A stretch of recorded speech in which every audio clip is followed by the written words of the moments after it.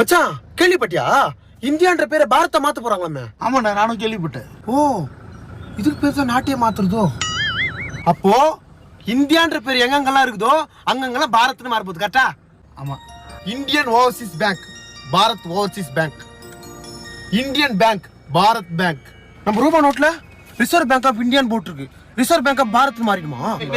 Petrol bunk Indian ஆயில்னு இருக்கு, பாரத் ஆயில்னு மாறிடுமா? அப்ப பாரத் பெட்ரோல் பங்க் என்ன பண்ணுவா? Indian cement Bharat cement, Indian army Bharat ஆர்மியா மாறிடும்ல, இந்தியன் ஏர்ஃபோர்ஸ் பாரத் ஏர்ஃபோர்ஸா மாறிடும்ல. India is my country, Bharat is my country.